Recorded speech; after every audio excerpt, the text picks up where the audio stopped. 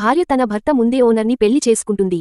ఓయ్ వాచ్మాన్, నేను వేరే పెళ్లి చేసుకున్నా, ఈరోజు నుండి నేను నీ పెళ్లాన్ని కాదు, నీకు ఓనర్ని అని చెప్పి వెళ్ళిపోతుంది. తర్వాత రోజు కొత్త భర్తని పిలిచి డబ్బులు అడుగుతుంది. ఎన్నిసార్లు అడుగుతావ్, అస్తమానం నీకు డబ్బులతో ఏం పని అంటాడు.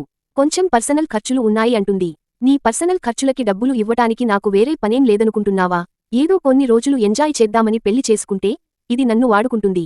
నీకు ఇష్టం ఉంటే ఉండు, లేదంటే దొబ్బేయ్, నేను మాత్రం డబ్బులు ఇవ్వను అంటాడు. ఆమెకు గతం గుర్తుకొస్తుంది. ఆమె మొదటి భర్తని ఏదైనా అడిగితే ఎంత కష్టాల్లో ఉన్నా కూడా ఎందుకు అని అడగకుండా ఇచ్చేవాడు. కాని ఇతను రోజురోజుకి చాలా ఇబ్బంది పెట్టడం మొదలు పెట్టాడు. ఆమె ఏడుస్తూ తన మొదటి భర్త దగ్గరికి వెళ్తుంది. నేను చేసిన తప్పుకి దయచేసి నన్ను క్షమించండి, నాకు మీరే కావాలి, డబ్బు అవసరం లేదు అంటుంది.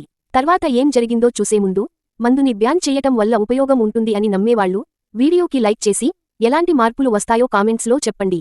చూద్దాం ఎంతమంది మందుని బ్యాన్ చెయ్యాలని కోరుకుంటారో. భార్య చేసిన తప్పుని క్షమించకుండా ఆమెను బయటికి గెంటేస్తాడు.